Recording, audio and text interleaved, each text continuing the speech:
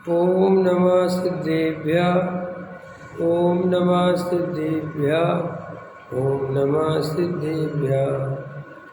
मंगल में मंगल करन वीतराग विज्ञान। नमो तार जाते वे अरहंताली मान। करे मंगल करे हुमा ग्रंथ करन के काज।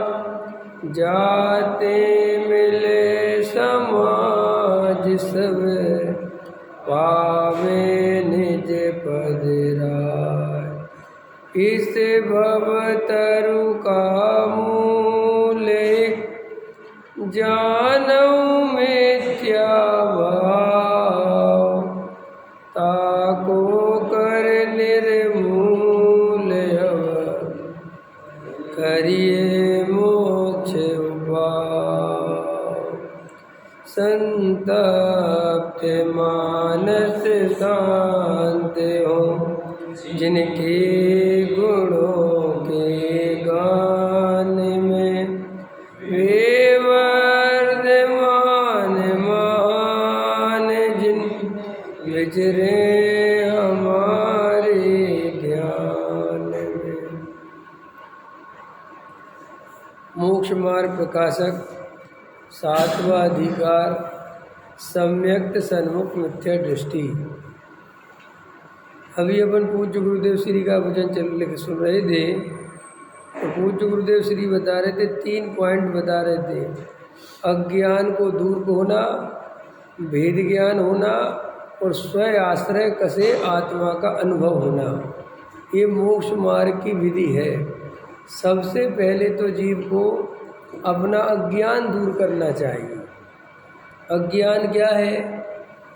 जैसा वस्तु का स्वरूप है उसे वैसा अपने ज्ञान में नहीं जानता, विपरीत जानता है। ख्याल में ना, देह और आत्मा अलग अलग हैं, एक मानता है। एक द्रव्य दूसरे द्रव्य का कर्ता धर्ता नहीं है, कर्ता धर्ता मानता है। संयोगों में पर द्रव्यों में सुख की कल्पना करता है। ये सब है अज्ञान। ये है वस्तु स्वरूप के विपरीत जानना।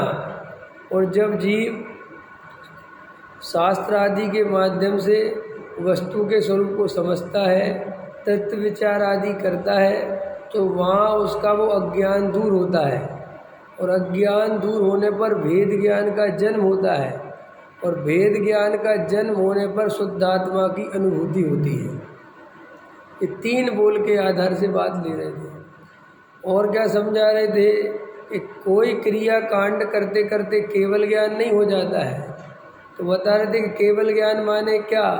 शुद्धात्मा की दृष्टि, शुद्धात्मा का ज्ञान और फिर शुद्धात्मा में ही लीनता। और जो लीनता पूर्वक केवल ज्ञान होता है वो असली चारित्र है, वो असली सम्यक दर्शन है, वो असली सम्यक ज्ञान है। इसलिए स्वयं द्रव्य का आश्रय लेना चाहिए। और क्या बता रहे थे कि वक्ता कैसा होना चाहिए?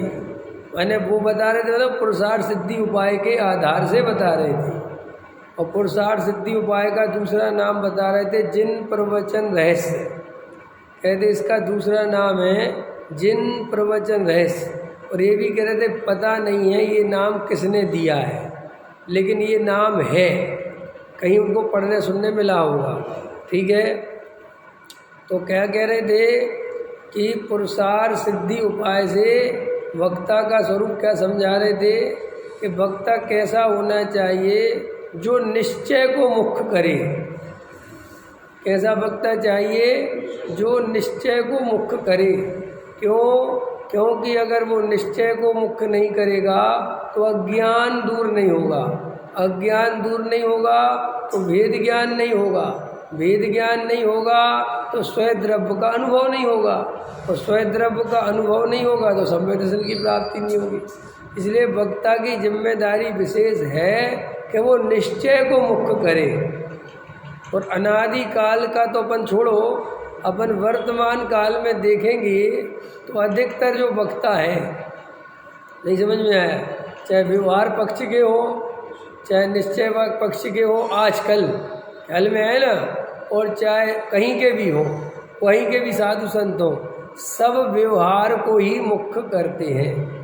एक दूसरे को उपकार करो, दया करो, दान करो, भक्ति करो, मंदिर बनवाओ, धर्मशाला बनवाओ, पूजा पाठ करो, किसी का बुरा मत करो, सबका अच्छा करो, ये सब काय का उपदेश है? व्यवहार का। और इसी व्यवहार के उपदेश को देने में लगे हैं। कोई क्रियाकांड का उपदेश देने में लगा है, कोई मंदिर बनवाने का उपदेश देने में लगा है, कोई शास्त्र छपवाने के उपदेश में लगा है, कोई खूब शास्त्र पढ़ो, चारों योग पढ़ो, इसका उपदेश देने में लगा है। तो ऐसे जगत में दुर्लभ ही वक्ता है जो निश्चय नय को मुख्य करते हैं। इसलिए अपनी बहुत बड़ी जिम्मेदारी होती है श्रोताओं की कि आप चाहे जिसको मत सुनो, क्योंकि सुनना ऐसा नहीं है कि आप चाहे जिससे सुन लो चाहे जो पढ़ लो, आप 3 काल में मोक्ष मार्ग प्राप्त नहीं कर पाओगे। अरे जब अपन ये शरीर का इलाज कराते हैं, जबकि ये शरीर के अच्छे और बिगड़ने से आत्मा का कुछ नहीं बिगड़ता, अपना कुछ नहीं बिगड़ता, फिर भी अगर एक ऑपरेशन कराना हो, दवाई लेनी हो तो अच्छे डॉक्टर से लेते हैं, MBBS डॉक्टर से लेते हैं, पता करके लेते हैं कि भाई डॉक्टर सही है कि नहीं।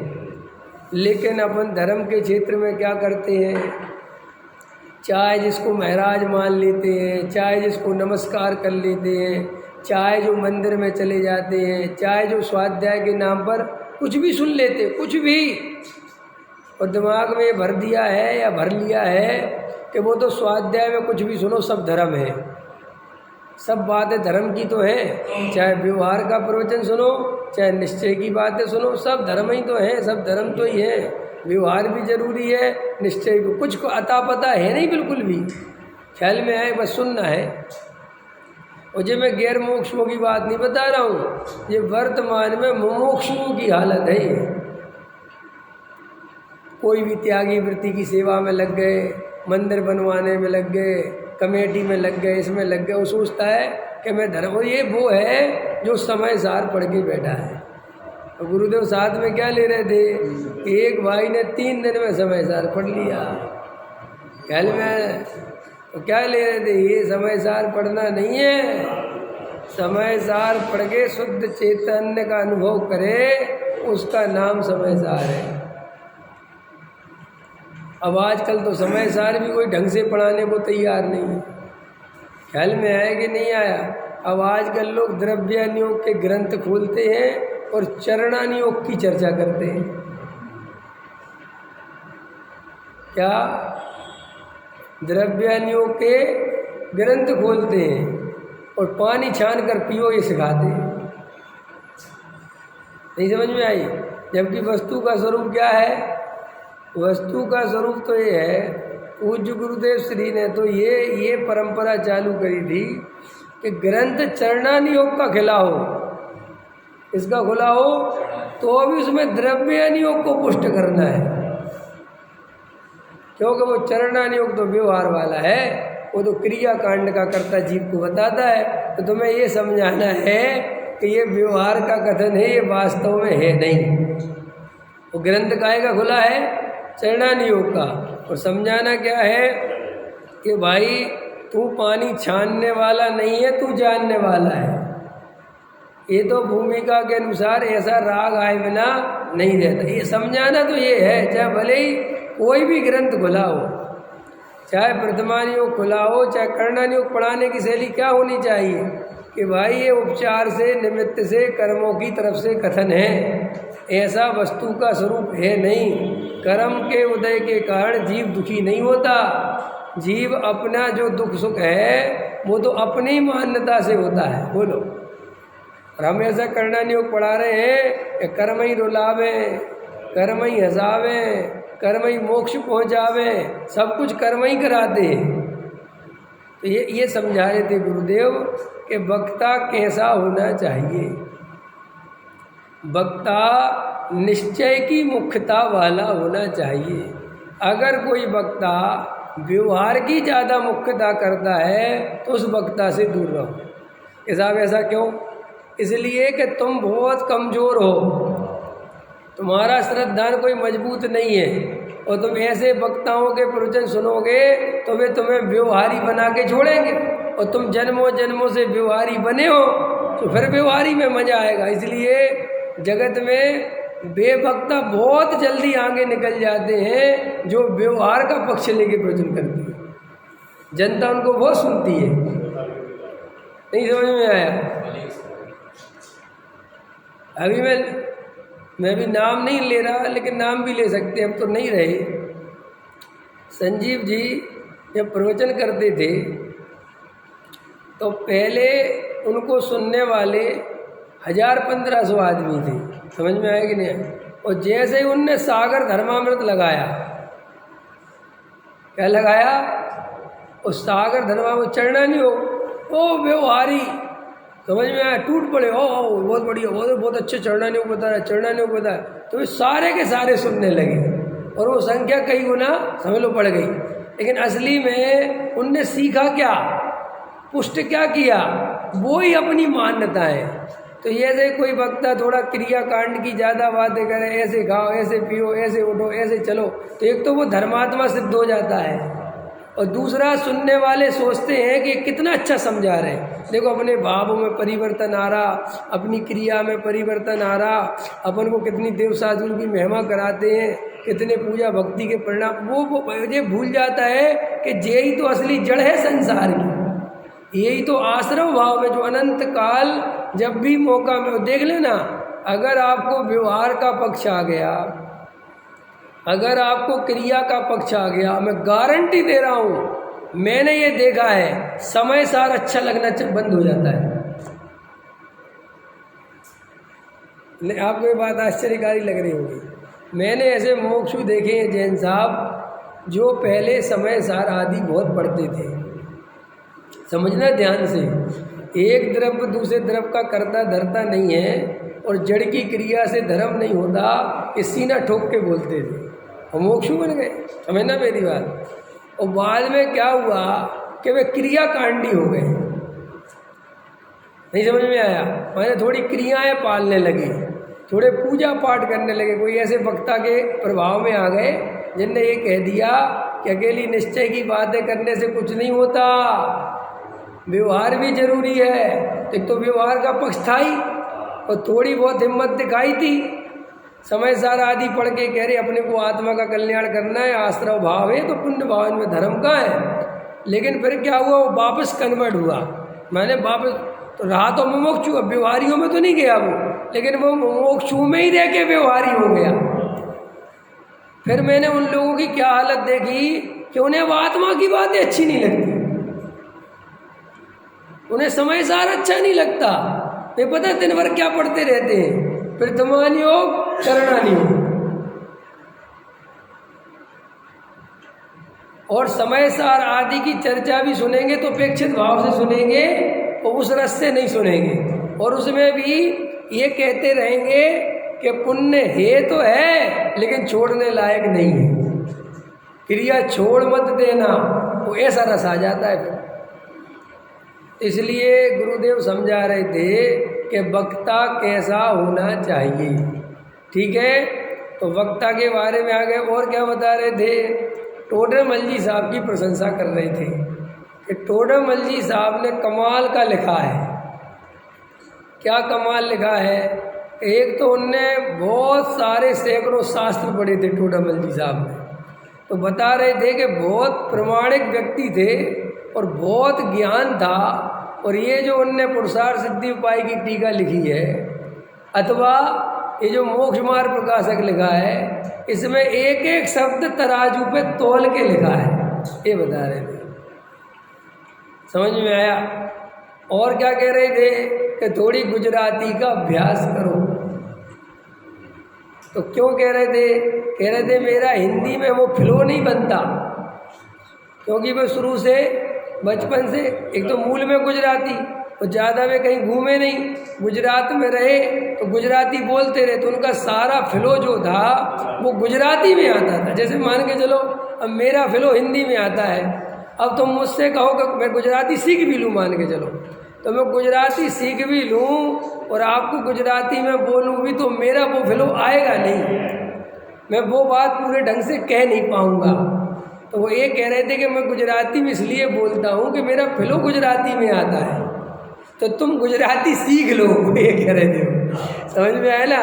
और साथ में ये भी कह रहे थे कि हमने गुजराती में कुछ पुस्तकें बना दी हैं, जो कुछ शास्त्र उनको काय में हिंदी से काय में चेंज किया है। सो कोई इसका मतलब ये नहीं समझे कि हमने अपने घर से कुछ मिला दिया है, हमने कुछ उसमें चेंज, वो तो हमने खाली गुजराती में पढ़ने की आदत है तो गुजराती में कर लिया है, हिंदी में हमें उतना समझ नहीं आता, लेकिन हमने इसमें कोई चेंज नहीं किया है, तुम उसमें मिलान कर सकते हो। तो ये अपन ने अभी 15-20 मिनट जो पूज्य गुरुदेव श्री की चर्चा सुनी, बहुत आनंद की चर्चा होती है, बहुत प्रेम से शांति से सुना करो, बहुत रहस्य आपको पूज्य गुरुदेव के माध्यम से सुनने समझने मिलेंगे। ऐसी बातें आपको प्रमाणिक हो जाएंगी जो बातें आपने कानों सुनी हैं, अपने हाथ प्रत्यक्ष देखी नहीं है, लेकिन आप उनका स्वाध्याय 15-20 मिनट का सुनोगे तो आपको पूज्य गुरुदेव श्री क्या कहते थे, काय पे जोर देते थे, क्या उनकी शैली थी, कैसे वो स्वाध्याय समझाते थे, वो आपको बहुत अच्छा लगेगा। इसलिए शांति से बैठ के सुना करो और 8:20 पे 8 बजे चालू किया करो और 8:20 पे कर दिया करो, 9:05 पे मैं ख़त्म कर दिया करूँगा, ठीक है ना। चलिए अब देखो क्या कहते हैं, मुझे तो इन बातों की खबर ही नहीं, मैं भ्रम से भूलकर प्राप्त पर्याय में ही तन्मय हुआ, परंतु इस पर्याय की तो थोड़े ही काल की स्थिति है, तथा यहाँ मुझे सर्व निमित्त मिले। अब ये चर्चा करनी थी, मुझे सर्व निमित्त मिले हैं, बोलो मिले हैं कि नहीं मिले हैं? अभी कोई निमित्तों की कमी है? कमी हो तो बताओ। अब काय की कमी है? काय की कमी है? पुरुषार्थ की। क्या है पुरुषार्थ? है वेद विज्ञान और तत्व विचार, और सबसे पहले ये सुनना चाहे, अरे सबसे पहले आत्मा की रुचि तो हो, तब तो वेद ज्ञान करोगे, तब तो पुरुषार्थ करोगे, तब तो तत्व। रुचि नहीं है आत्मा की। आत्मा को जानूंगा, आत्मा का अनुभव करूंगा तो मैं वास्तव में सुखी हो जाऊंगा। ऐसा विश्वास नहीं आया अभी तक। सुन सुन के आ तो गया, सुन सुन के समझ गए कि नहीं समझ गए? अब रोज लोग बोलते हैं, सुनते हैं, लोग सुनते हैं, बोलते हैं, तो भाई ठीक है, क्षय सम ज्ञान में फिट हो गई बात, लेकिन वो अंतरंग श्रद्धा में उतरी नहीं है। जब तक वो बात श्रद्धा में नहीं उतरेगी कि मैं आत्मा के अनुभव से ही सुखी होऊंगा, मैं आत्मा के ज्ञान से ही सुखी होऊंगा, मैं आत्मा की श्रद्धा से ही सुखी होऊंगा, जब तक ये श्रद्धा नहीं होगी तब तक आत्मा का पुरुषार्थ नहीं कर सकोगे। यही वस्तु का स्वरूप है। और दुनिया में भी ऐसा ही होता है। बोलो, पैसे में सुख की कल्पना ना हो तो पैसा जाए कौन कमाने? सुख की कल्पना दो तरह की हो सकती है। ये वर्तमान में एक आवश्यकता है, सम्यक दृष्टि भी कमाता है, लेकिन वो उसमें सुख बुद्धि नहीं रखता। वो ये मानता है कि ये पर्याय है और इस पर्याय में मैं अभी हूँ और यहाँ पे भोजन, पानी, मकान, दुकान, घर गृहस्थी है, इन सबको मेंटेन करने के लिए ये पैसा चाहिए है, तो वो पैसा कमाता है, लेकिन ये पैसा मेरा स्वरूप में है, ये मुझे सुखी कर देगा, ये मान्यता सम्यक दृष्टि की कभी नहीं होती। और ये मान्यता बदलना सरल है। देखो भैया, ये मान्यता बदलना कैसे सरल है? पैसा तो तुम पीठ पे बांध के ले नहीं जाओगे, घर गृहस्थी पीठ पे बांध के तो ले नहीं जाओगे, ले जाओगे तो बताओ? ले तो नहीं जा सकते। जो कुछ है वर्तमान में उसका जो उपयोग है वो ही उपयोग कर सकते, और तो कुछ नहीं कर सकते ना भाई। घर का जो उपयोग है वो ही तो कर सकते हो। सम्यक दृष्टि भी उसी घर में रहता है, मिथ्या दृष्टि भी उसी घर में रहता है। अब देखो सम्यक दृष्टि है उसी घर में रहते हुए, और मिथ्या दृष्टि है उसी घर में रहते हुए, और दोनों बराबर उस घर का भोग कर रहे कि नहीं कर रहे। लेकिन मिथ्या दृष्टि उस घर को अपना मानता है, उसमें एकत्व करता है। समझ में आया कि नहीं आया? उसको अपना स्वामी समझता है। इस मान्यता से बेचारा मिथ्या दृष्टि है। जबकि देखो ऐसा मानने पर घर उसमें प्रवेश नहीं करता, घर उसका नहीं हो जाता, घर का वो स्वामी नहीं हो जाता। क्यों नहीं हो जाता? पर्याय बदलते ही घर छूट जाएगा। तो स्वामी कैसे हुए? हम तो उस चीज के स्वामी हैं जो हमसे 3 काल में भी अलग ना हो। बोलो ऐसी कौन सी वस्तु है जो तुमसे सदा काल अलग नहीं हो सकती? मैं ही स्वयं, कोई अन्य वस्तु है ही नहीं जगत में जिससे मैं अलग नहीं हो सकता। मैं ही मेरा हूँ। क्या मेरा कौन है? मैं ही मेरा हूँ और मेरा ही मैं हूँ। समझ में आया कि नहीं आया? पर द्रव्य से कोई भी संपर्क संबंध जीव का है नहीं। अब देखो उसी घर में सम्यक दृष्टि रहता है, वो भी उसी घर का भोग करता है, सब यूज करता है, सब उपयोग करता है, लेकिन अंदर क्या श्रद्धा है? 3 काल में भी ये घर मेरा नहीं, मैं इसका स्वामी नहीं, मैं इसका कर्ता धर्ता नहीं। ये तो कुछ समय का संयोग है जो मेरे से भिन्न ही है। अब बताओ, इतनी मान्यता से वो सम्यक दृष्टि और इतनी मान्यता से वो मिथ्या दृष्टि। अब कठिन है कि सरल? और सर अच्छा चलो अब दूसरी बात, मूर्ख कौन है दोनों में से? दिख रहा कि कितना मूर्ख आदमी है। जो चीज ले जा नहीं सकते उसे अपनी मानता है, जिसका तू करता धरता नहीं उसका करता धरता बनता है। यही तो अज्ञान है, और क्या है? इसलिए श्री गुरु कहते हैं, कल रात में समय सार की क्लास में आ रहा था, गाथा नंबर 96 चल रही है, तो उसमें आ रहा था कि ये मंद बुद्धि का लक्षण है। कौन सा? ये मिथ्या दृष्टि। इसको कुछ पता ही नहीं है स्वरूप की। तो देखो सब ओर से निमित्त मिले हैं, निमित्तों की कोई कमी वो तो बताओ, कोई निमित्त की कमी है क्या? तो फिर कमी काहे की है? कि आत्मा की रुचि नहीं है। और रुचि क्यों नहीं है? क्योंकि अभी हमें ऐसा लग रहा है कि आत्मा तो होगा है, ठीक है, लेकिन मेरे सुख दुख का संबंध तो पर द्रव्य से है। कैसा लग रहा है? मैं हूं तो आत्मा, क्या कह रहा हूं? मैं शरीर है, मैं हूं तो आत्मा, ऐसा भी मान लिया, लेकिन मेरे सुख दुख का संबंध कैसे है? पर से है। इसके कारण वो आत्मा को नहीं देखता, वो काय को देखता है? पर द्रव्य। हमें ऐसा लगता है कि हम आत्मा तो हैं, लेकिन पैसे के बिना सुखी नहीं हो सकते। डबल माइंड है उसका। नहीं समझ में आया? हम आत्मा तो हैं, हम इससे इनकार नहीं कर रहे कि हम आत्मा नहीं है, लेकिन हम आत्मा तो हैं, लेकिन पैसे के बिना आत्मा सुखी नहीं हो सकता, क्योंकि उसे आत्मा की शक्ति का भान नहीं है। उसको ऐसा लगता है कि आत्मा तो दीनहीन है बेचारा, रोटी नहीं मिले तो मर जाएगा। ख्याल में आएगी नहीं आया?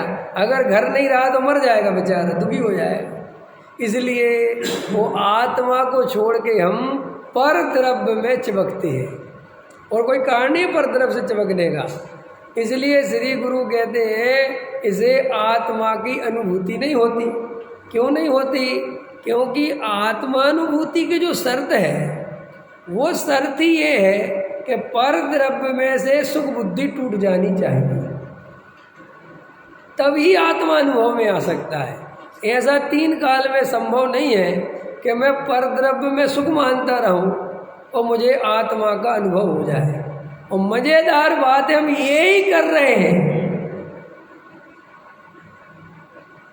अधिकतर लोग क्या कर रहे हैं? मोक्षु क्या कर रहे हैं? आत्मानुभव क्यों नहीं होता?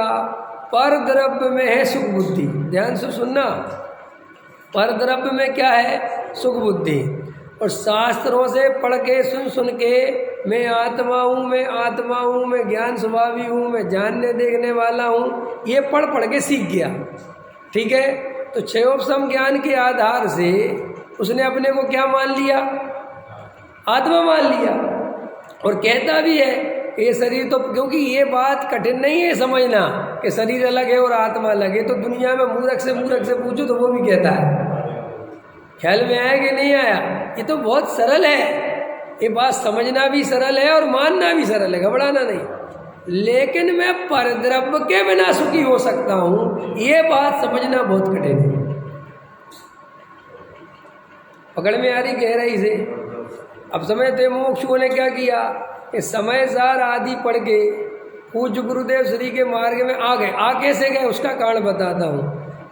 आते इस तरीके से है कि वहाँ पर बिल्कुल कुछ है ही नहीं, नौटंकी चल रही है, नाटकबाजी चल रही है, कुआचरण चल रहा है, बहुत बुरी स्थिति बना दी। समझना मेरी बात ध्यान से। अब मान के चलो वो गलती से स्वाध्याय आदि में आ गया, थोड़ा मोक्षु का सत्संग हो गया और उसने उसको कुछ आत्मा की धर्म की कुछ बातें समझा। उसको यार तुम्हारे यहाँ तो बहुत बढ़िया बात समझाते हैं, हमारे यहाँ तो कोई चर्चा ही नहीं करता। ख्याल में आया कि नहीं आया? और फिर अपन ने कुगुरु कुदेव कुशास्त्र को युक्तियों से सही कह रहे हैं, ऐसे ही होता है, यही नौटंकी चलती है। तो भैया तू स्वाध्याय में आएगा, वो यहाँ आ गया। अब यहाँ आ गया तो वहाँ से तो छूट गया, पकड़ना ध्यान से। लेकिन यहाँ आके छूट गया, यहाँ आके लग गया, तो यहाँ पर भी वो स्वाध्याय आदि के माध्यम से सीख तो गया, लेकिन देखता है कि पैसे की चकाचौंध तो यहाँ पे भी है। यहाँ पे भी मंदिर बनाने में लगे हैं, यहाँ पे भी संस्था बनाने में लगे हैं, पैसा इकट्ठा करने में लगे हैं, माला पहनाने में लगे हैं। ख्याल में आया कि नहीं आया है? यहाँ पे भी यार ये तो सब होता है। तो वो ये तो समझ गया कि ठीक है, धर्म तो सच्चा है, कि पैसे के बिना यहाँ पे भी कोई बात नहीं बनती। ख्याल में है? तो बाप बड़ा ना भैया, सबसे बड़ा रुपया, ये श्रद्धान उसका टूटता नहीं है। हाँ, और पुष्ट होता है कि जो ये मोक्षु है, ये आत्मा की इतनी बात करते हैं, फिर भी सारी सुख सुविधाएं चाहिए, एसी कमरे चाहिए, बिना एसी के 1 मिनट रुक नहीं सकते। ख्याल में है ना? और इनके यहाँ पे भी पक्षपात चलता है, अगर बड़ा सेठिया आवे तो आगे बैठावे, नॉर्मल आदमी आवे तो बात भी ना करे। ये पंडित ही, ये समझदार पढ़ाने वाले, समझ में आया कि नहीं आया? तो वो सोचता है कि उनके मुकाबले ये तो अच्छा है कि झंझटों से बच गए।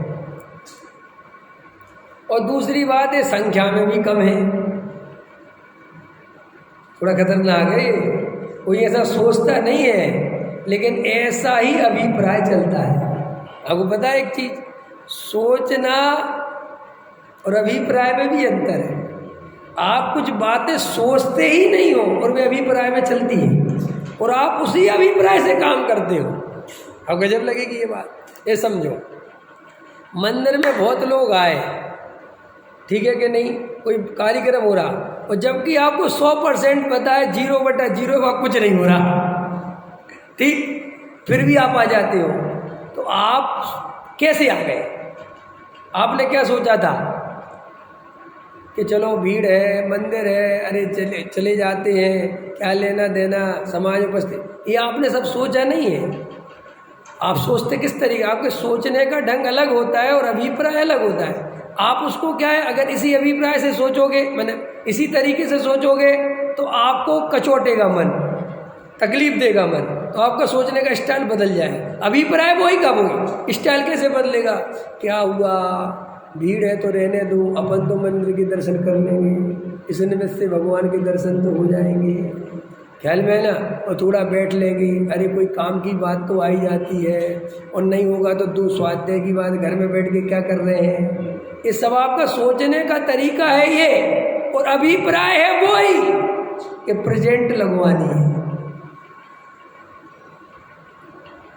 थोड़ा समाज से जुड़े रहो, बाल बच्चों की शादी करनी है, अभिप्राय वो ही है।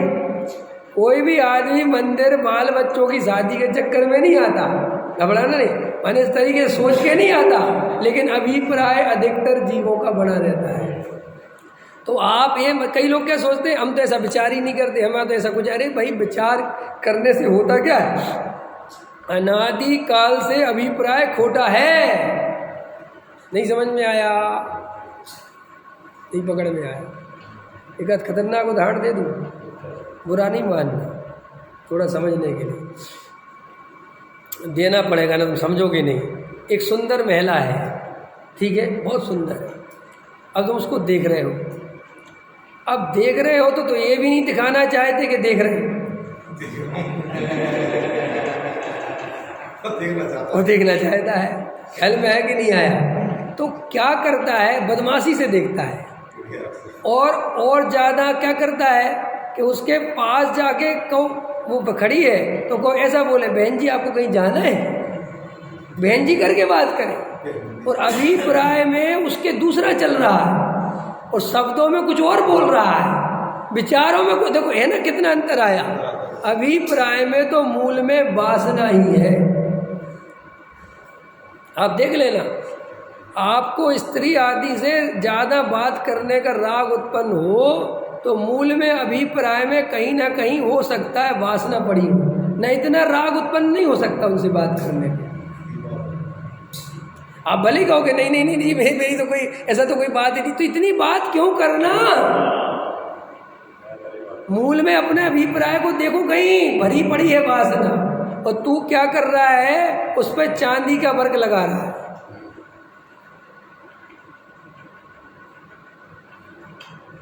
नहीं समझ में आया? आगे बैठाओ, जवान महिलाओं को आगे बैठाओ। क्यों बैठा? वो पीछे नहीं सुन पाएंगे, उनके कान में कुछ कमी है, जबकि उनके कान तो ज़्यादा अच्छे। बेचारी बूढ़ी महिलाओं को आगे बैठा, उन बेचारियों को सुनाई नहीं देता, लेकिन उनकी बखता ही नहीं है ब्रह्मचारी को,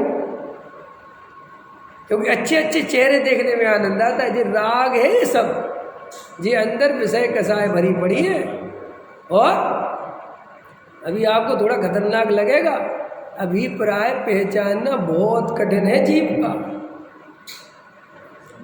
ऐसे ही थोड़ी सम्यक दर्शन रुका हुआ है, ऐसे ही थोड़ी हम जन्मों जन्मों से चार गति में घूम रहे हैं। भैया बहुत भयंकर ऑपरेशन करवाना पड़ेगा। बीमारी इतनी जड़ में जाके है कि गड्ढा खोदते खोदते यहाँ से चालू करूँगा तो पीठ से निकल जाएगा।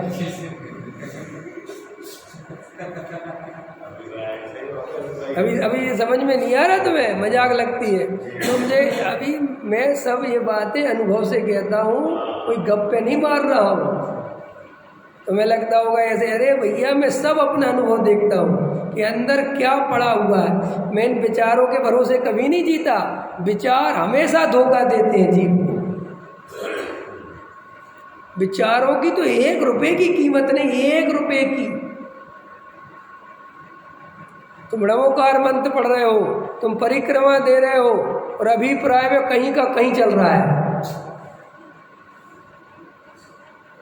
तुम यहाँ प्रवचन सुन रहे हो, तत्व कहीं विचार कर रहे हो, सुनना, और अभिप्राय में कुछ और ही चल रहा है। अभिप्राय तक पहुँचना बहुत बहुत मुश्किल है। और जो अभिप्राय तक पहुँचने लगा, समझ लेना इसका काल आ गया है। मरने का नहीं, मोक्ष जाने का। हाँ, कैसे पहुँचेंगे? अरे जागृत रहोगे, हर विचार के पीछे अपनी वासना तक पहुंचोगे कि अंदर मैंने किया क्यों, उस महिला से मैंने बात क्यों करी। ऐसे जब हर चीज़ में पहचानोगे तो पहुंच जाओगे कि अरे इसके पीछे कारण है। तुम एक बड़ा सेठ आया, आओ भैया आओ सेठ जी, तुमने इसको आगे क्यों बैठाया, क्यों कहा आगे आओ, और ये पहले दूसरा आया था उसको क्यों नहीं कहा। फिर तुम ऐसा ये व्यवहार से इसको लीपापोती करोगे तो करते रहो, वो मिथ्या दृष्टि नहीं जो, क्योंकि ये लीपापोती बहुत जल्दी, अरे व्यवहार है, बड़े सेठ हैं, पैसे वाले हैं, उनको आगे बैठाना चाहिए, पैसा भी उन्हें वो ही तो देंगे, तुम दोगे क्या? बड़ी बातें बता रहे हो, दोगे? भैया अब हम देंगे कि नहीं देंगे, आज से तुम्हारी नहीं सुनेंगे। ऐसे निर्णय करने चाहिए, क्योंकि वक्ता ऐसे भेद करेगा तो श्रोता पे क्या असर पड़ेगा। फिर वो पैसे के नहीं पीछे दौड़ेगा तो क्या आत्मा के पीछे दौड़ेगा। जब उसको बताने वाला ही, समझाने वाला ही, वो ब्रह्मचारी, त्यागी, व्रती, वो पंडित, वो ही पैसे वालों के गुणानुवाद कर रहा है, तो फिर वो श्रोता ये सोचेगा बाप बड़ा ना भैया, सबसे बड़ा रुपैया, वो यही सोचेगा बेचारा। कहेगा आत्मा की बात है, सुनते रहो, जो अगले जन्म के लिए है। समझ में आया कि नहीं आया? हाँ, ये जो कुछ करेंगे ये अगले जन्म में करेंगे, इस जन्म में तो सेठिया बनो। सब अभिप्राय की खोटी वासनाएं पड़ी हैं। ये दया दान पूजा भक्ति है ना, अधिकतर खोटे अभिप्राय से होते हैं। खोटे अभिप्राय रहते जीव को, पता नहीं चलता जीव को, वो सब लपेट लेता है, कुछ पता नहीं है, और सब पुण्य के लालच में, भोगों के लालच में, अनुकूलताओं के लिए सब करता है जीव। तो मैं आपको क्या समझा रहा था कि जब तक हमारी परद्रव्यों में से सुख बुद्धि नहीं टूटेगी, एकत्व बुद्धि नहीं टूटेगी, हमें आत्मा का अनुभव नहीं होगा। और मैं क्या समझा रहा था कि ये मोक्षु बन गया, स्वाध्याय आदि में आ गया, लेकिन यहाँ पर भी परद्रव्य से ही सुख होगा। बातें भले ही कितनी करो, लेकिन सुख तो गाय से होगा।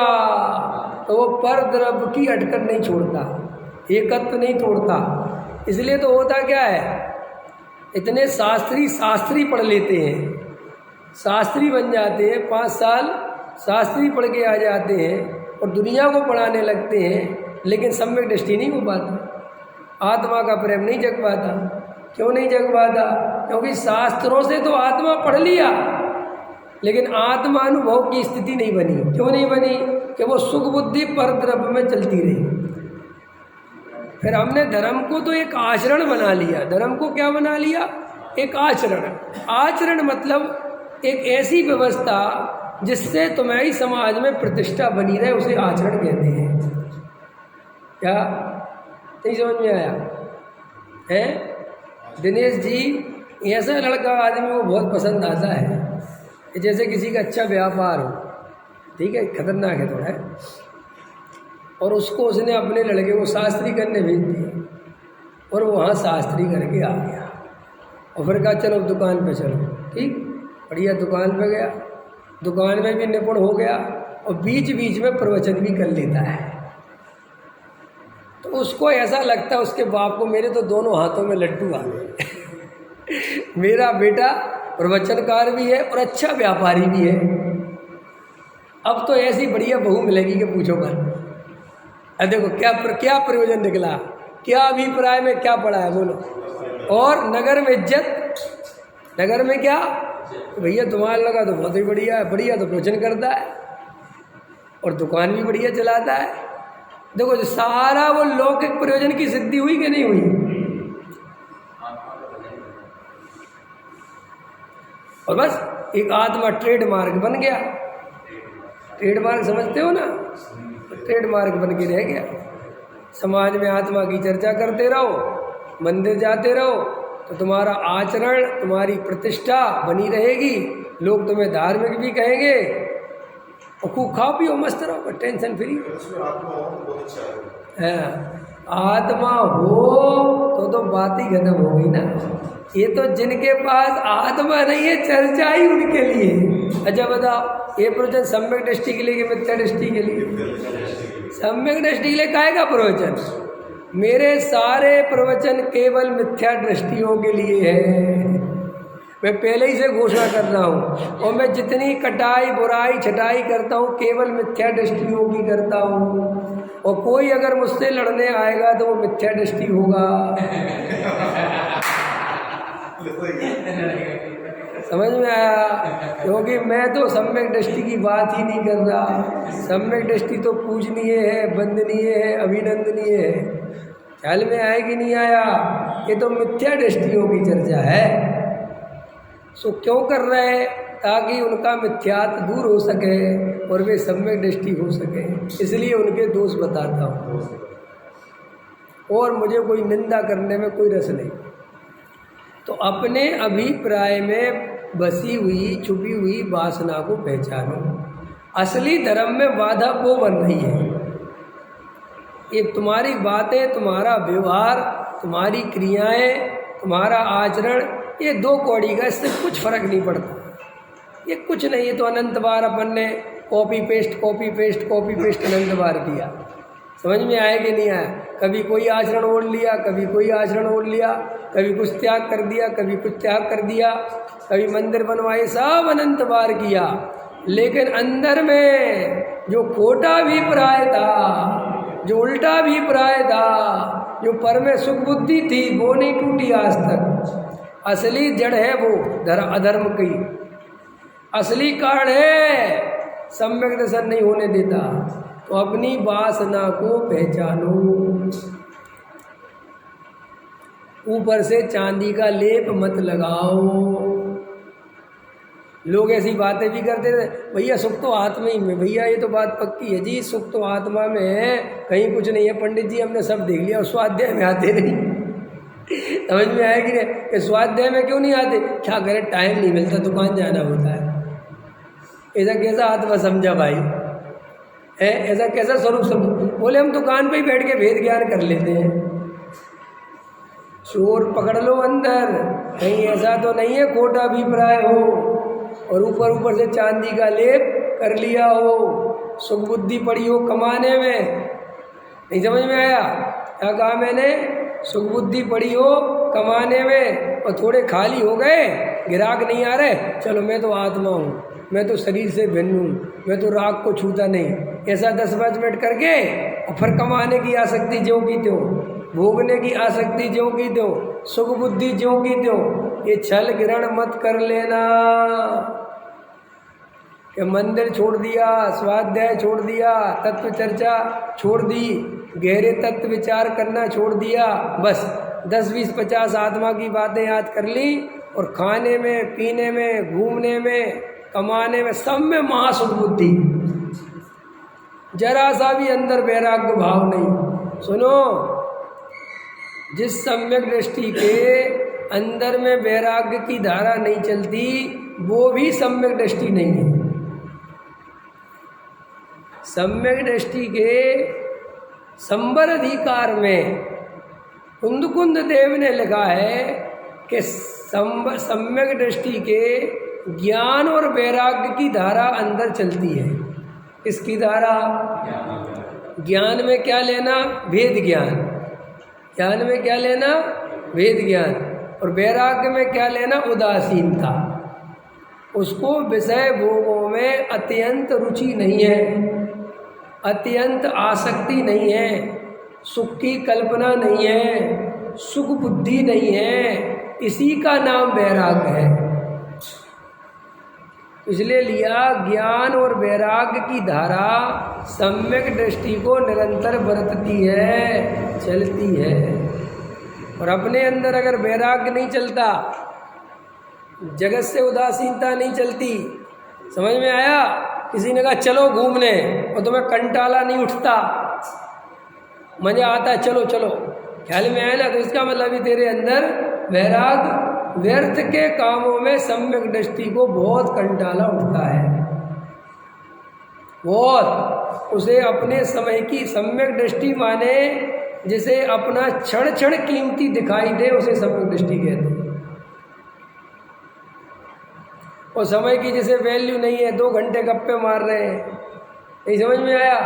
लगे हैं, बतिया रहे हैं, टाइम पास कर रहे हैं, इधर उधर की गप्पों में दिन भर जा रहा है, स्वाध्याय में बैठे हैं, स्वाध्याय से भागता फिरता है और दुकान पर जाके गप्पे मारता है। नहीं होता? यहाँ पे अगर 5 मिनट लेट हो जाए तो लोग जिनवाणी स्तुति भी नहीं चाहे तो भागो, और चाहे बाहर जाके पंचायत लग जाए तो फिर आधा घंटा बैठ जाए। होता है कि नहीं होता है? क्यों होता है? वहाँ रस आता है, यहाँ रस आता नहीं है। इसलिए यहाँ से तो भागना चाहता है, और बाहर कोई ऐसी प्रसंग बने, कोई चर्चा चल रही हो कोई मिल जाए तो उससे कहो आधा घंटा बतियाता रहे। होता है कि नहीं होता है? होता है कि नहीं होता है? इसका मतलब क्या है कि तुझे दुकान की जल्दी नहीं है। अगर दुकान की जल्दी होती तो तू यहाँ फिर टाइम बर्बाद क्यों किया? हलवे इसका मतलब क्या है कि स्वाध्याय आदि में उतना मन लगता नहीं है, घबराता है, कचोटता है मन के, बस अब बंद करो मुझे घर जाना है, हाजिरी पूरी करता है। कछु सुध बुध नाई रही है, मिथ्यामति छाए गई है। कछु सुध बुध नाई रही, सुध बुध नाई रही माने अपने अभिप्राय की वासना की खबर नहीं है, बेहोश पड़ा है, बेहोश। ख्याल में ये जीव कहाँ कहाँ लुट जाता है, इस जीव को बेचारे को पता ही नहीं है। तो देखो भैया, सर्व निमित्त मिले हैं, अभी चर्चा भी है और निमित्त की। अभी तो एक अपन ने दृष्टिकोण से चर्चा की है, कल दूसरे दृष्टिकोण से चर्चा करेंगे। अभी का समय हो गया। सहजा